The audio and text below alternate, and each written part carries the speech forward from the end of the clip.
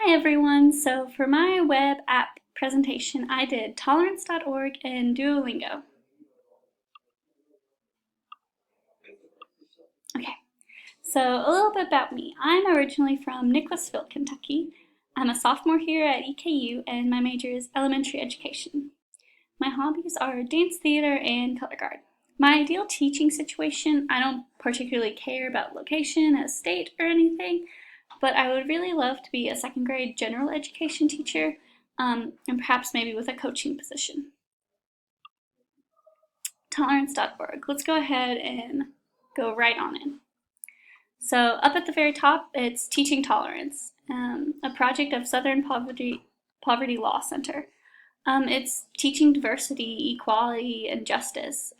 That's something that I feel like is kind of getting glazed in school systems, especially schools that maybe have higher ELLs or those types of things, is they're kind of glazing over teaching tolerance, but that's important to a school system and to teaching students.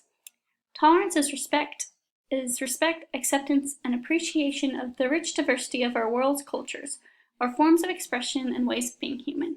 Up here is just different articles, categorized by most recent, covering different things like gender roles, teaching topics, ideology and banned books, just really anything you can think of. They have a magazine tab. That's different magazines they put out 4 times a year of different issues like the presidential election, technology, really anything they can think of. Under here is the professional development tab, which I thought was really cool because it has school climate, classroom strategies, and reflective teaching. My favorite is the school climate one because it's talking about how school-wide to implement speak up, bullying, kids to the rescue, getting rid of racial biases, those types of things, which is really awesome and maybe something not a lot of schools think about, especially like bullying. Like it's kind of just something we've all accepted, but there's ways to get around accepting bullying and to teaching that it's wrong. So there's things like bullying basics. What is bullying? The connection between bias and bullying. The most effective tools, which ways to get like different ways to get understanding, like a film, an activity.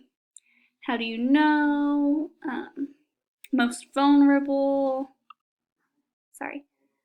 Those different types of things. Just really getting the topic of bullying brought up.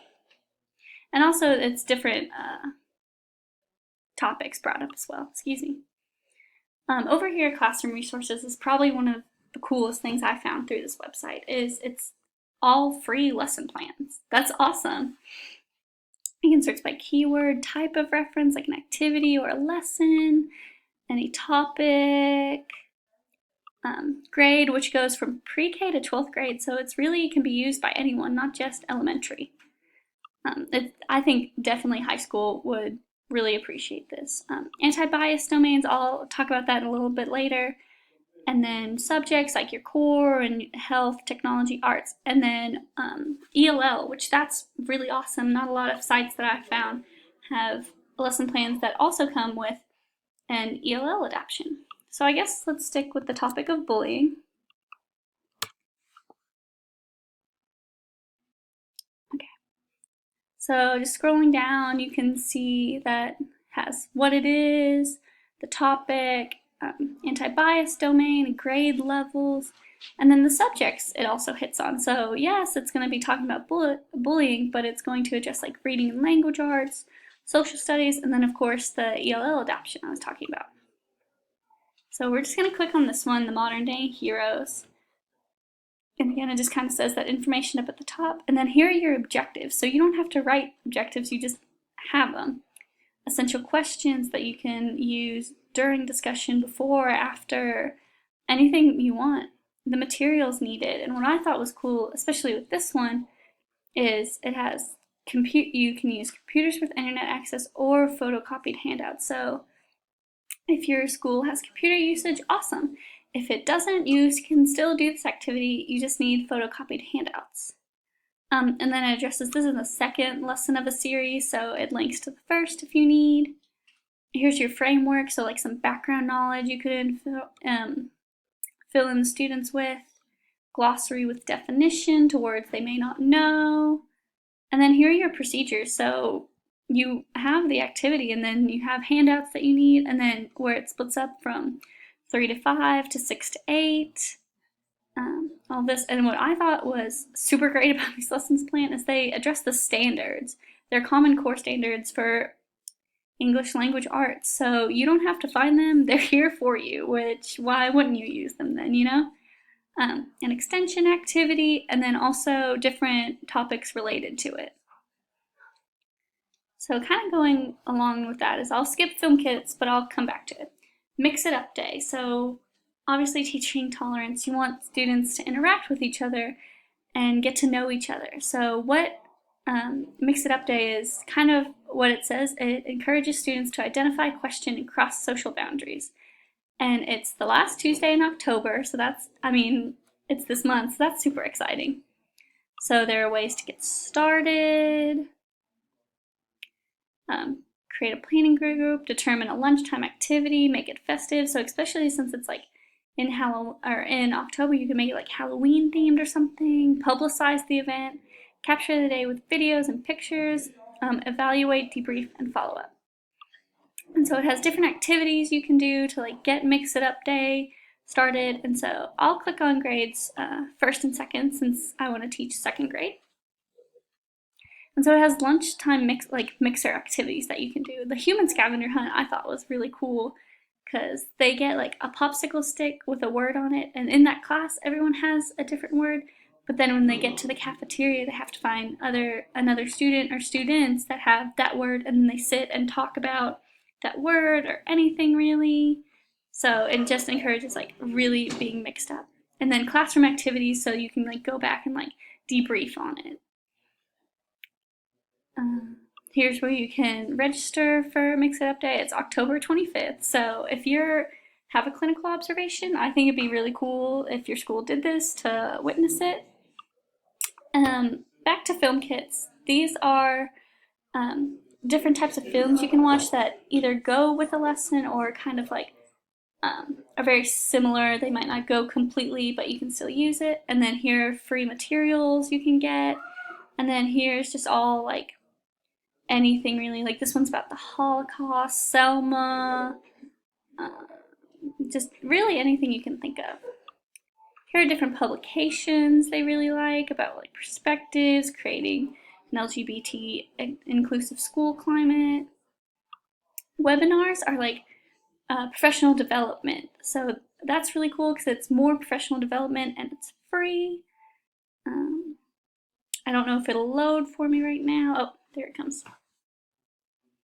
So it has things like all the teaching it, election, diversity, school climate, classroom practices, religious diversity, gender and sexuality, just more topics that like are talked about, but then it's more professional development to get you thinking about it or getting other teachers to talk about it and then think of ways to implement that. Perspectives, going back to the anti-bias domain, is another tab. It leads to another website, if it'll load for me.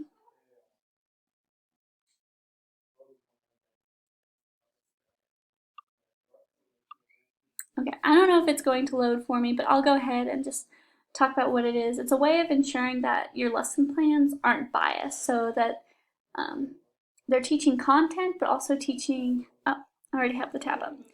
Here it is. So it's also going to enforce common core standards, but also relating that back to being not biased against anything, which is really cool. So we're going to go back to the PowerPoint. So why is tolerance.org a good site, and how could it be used? Well, obviously teaching tolerance, that's something that's important, and I can't ever see like wanting tolerance to be taught to ever leave school or a classroom, to not want it to be taught. It's obviously, like I said, the classroom resources, they're free lesson plans with common core standards. They're for really pre-K through 12th grade, so any grade can use them. It's tolerance taught through historical examples like the Holocaust and civil rights.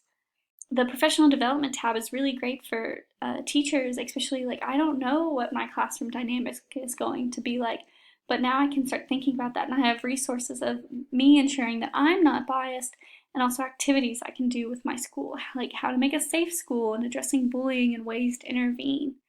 And then also the Mix It Up Day at lunchtime, I think, is an incredible way to encourage diversity. So my app is Duolingo because it goes along with the teaching tolerance. Okay, so what it is, it's learn Spanish, French, German, Portuguese, Italian, Irish, Dutch, all these different languages, totally fun, totally free. And so here's the little app thing, isn't it cute? But it's changing the way people learn languages.